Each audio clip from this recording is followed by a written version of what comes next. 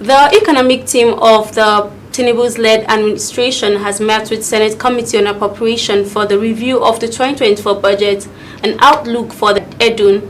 Has in attendance the Minister of Budget and Economic Planning, Atiku Bagudu, Accountant General of the Federation, among others. Senate correspondent Labarun Ibrahim has more. Senator Olamilekun Adiola commended President Bola Tinubu's economic policies, saying it has restored the dwindling hopes of most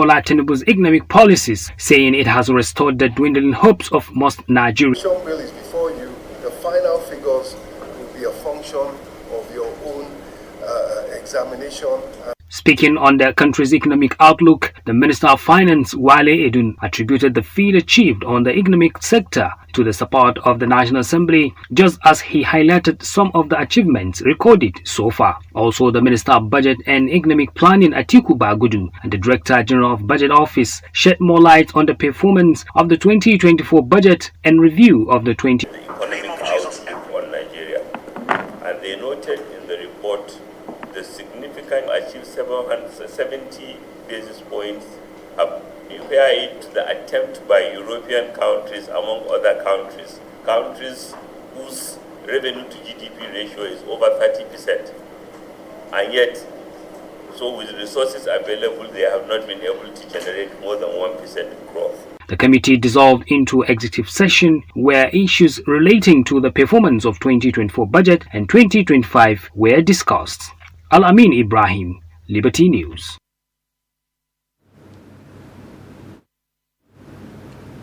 Thank you, Labarun, for that report.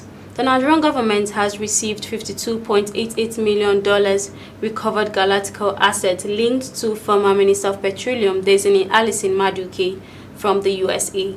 The Attorney General of the Federation and Minister of Justice, Lateef Fagbemi, disclosed this at the formal signing ceremony of the asset agreement between Nigeria and the United States of America in Abuja.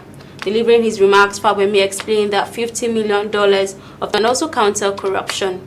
He said the event is also a significant effort by President Bola Tinubu to address the issue of corruption. Meanwhile, in his remarks, the United States Ambassador to Nigeria, Richard Mills, called for the monitoring and effectively utilizing the recovered asset by the Ministry of Justice to benefit Nigerians. The Minister of Environment, Labarun Liberty, says the process of budget defense is not a one-day affair. However, he is satisfied with their first appearance before the House of Representatives Committee on Environment to defend the ministry's 2025 proposal. Let me what has happened is quite good. We will go back. They will start to sort out the discrepancies they have mentioned, and I'm sure by next week, whether I'm here or not, it will be sorted out. So thank you.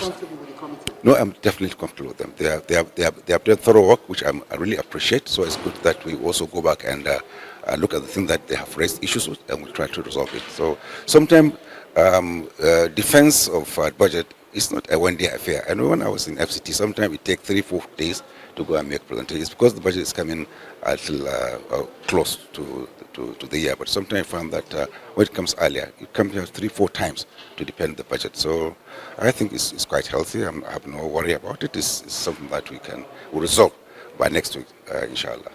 It is therefore the outcome of today's review that will set the tone for planning and resource allocation in the year 2025 budget.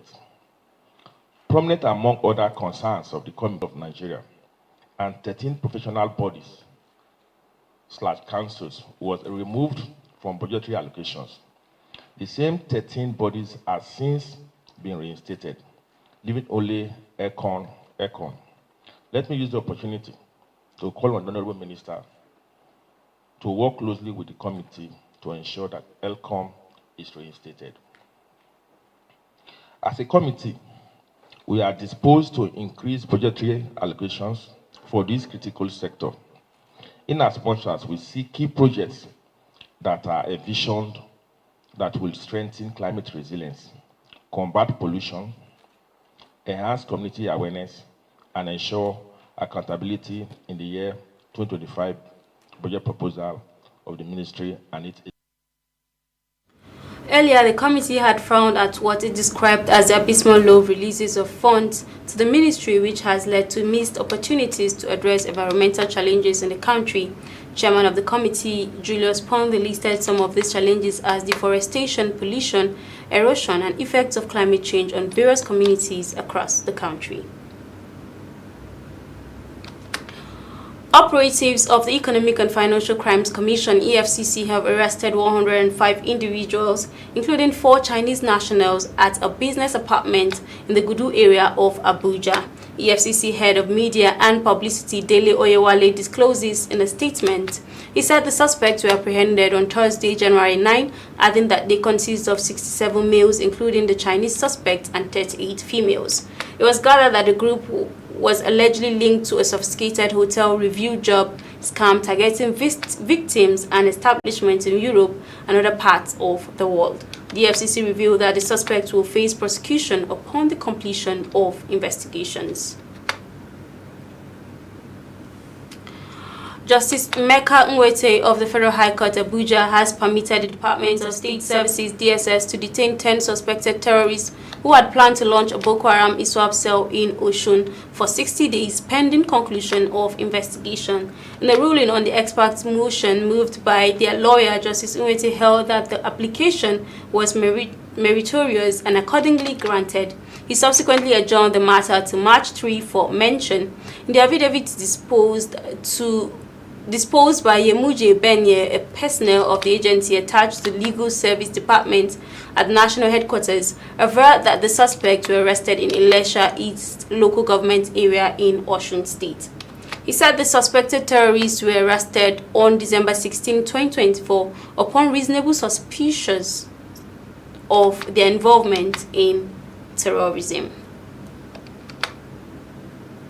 And to Katsina State, a notorious bandit leader, Bako Bako, along with his fighters, have been neutralized by joint security forces in clearance operation conducted on Basari Forest in Basari local government area of Katsina State. Security forces said the operation was meticulously planned and executed by troops of the Nigerian Army, the Police, the Nigerian Security and Civil Defense Corps, NSCDC, and the Katsina Security Watch Corps, with troops advancing into bandit stronghold under cover of dogs. In the fierce gun battle, Bako Bako and his men were overwhelmed by the superior firepower and strategy of combined forces.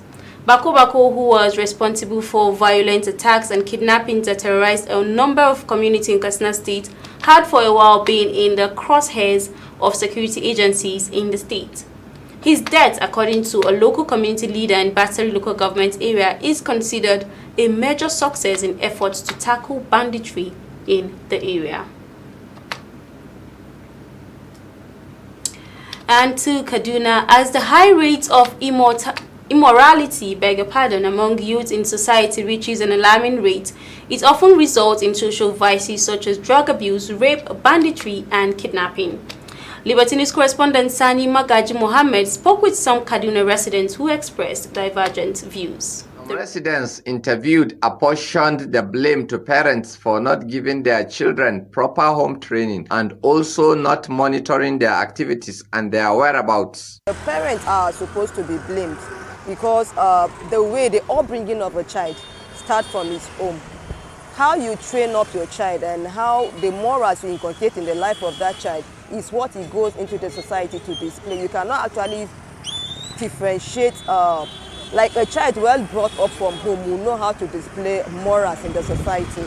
And if you don't take care of your child, it's also give him an urge to start misbehaving in the society. The parents also have a very good and a vital role to play in the life of that child. But some parents now don't want to hurt their children, they are petting them or something. They don't want to hurt them. And so they leave them. In our time when we were growing up, even another parent can discipline me on the road when I misbehave. But today you can't do that. The parent will come and fight you and scold you. Others blame both the parents and the children. Why will I blame the both sides is that, first of all, the parents have their own and the children have their own also. In the side of the parents don't normally play their role as expected in the society by cautioning their children, by proper monitoring of their children in the society. So in that aspect, I will blame the parents. In the second part also, in the part of the children don't normally obey their parents. Some of the parents are trying pressure, doing their best to see that the children are becoming a very good children in the society. But they drift from that. They concentrate on following bad friends. They follow bad friends. They go about drinking, smoking, a high rate of drug abuse. Children on their part, we not want to listen to parents' advice. They will go and listen to their friends instead. Influence those that have some training from their home. That is why I say it's 50-50. Another resident said it is not the fault of the parents but neglect of the cultural heritage and values which plays a vital role in shaping the way of lives of people, and it affects the moral well-being of any society. It's more of a cultural thing, you understand? When culture, which is the way of life of people, is changing, things will definitely change. And so you can't say, oh, the parents are to blame or the children are to blame. No, it's more of like a cultural thing. So if we can change the culture and the way people think and do certain things, and then you can begin to talk about bringing back discipline to certain areas of life. They called on parents to monitor their children's activity. Sain Magaj Mohammed, Liberty News, Kaduna.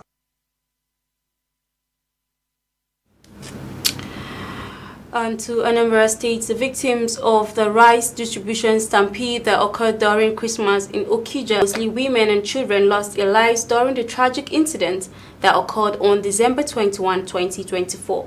During the palliative distribution donated by Ernest Azu Dialu Obiajesi through his foundation, Obi Jackson Foundation.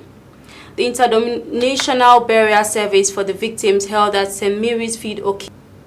Relatives of the victims expressed sadness over the incident and called on Almighty God to grant the souls of the deceased eternal rest. The appellate court held that the court has no jurisdiction to dabble into Kano State chieftaincy matters on the ground that such a case can only be determined by the Kano High Court. Justice Gabriel Kolawole, who delivered the lead judgment, held that the Federal High Court has no business adjudicating over the chieftaincy matters, but ordered that the matter be returned to Kano State High Court, being the proper court for such matters. The presiding Kano State High Court being the proper court for such matters. The presiding Justice Mustafa Mohammed and other justices.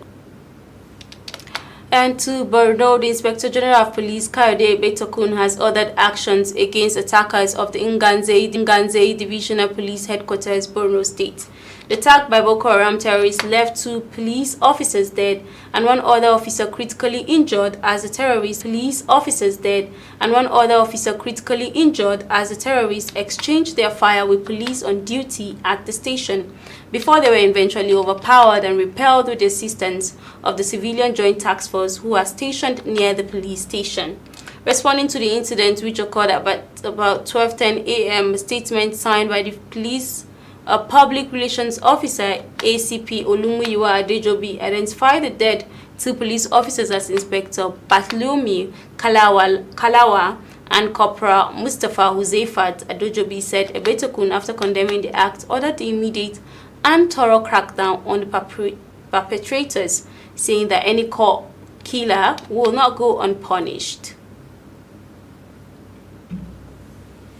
The news is coming to you live, and you can also watch us on all our social media platforms on YouTube, Facebook by searching for Liberty TVR. And still to come in the bulletin. CBN stops extensions of export proceed repatriation. South African police rescued 26 Ethiopians held captive.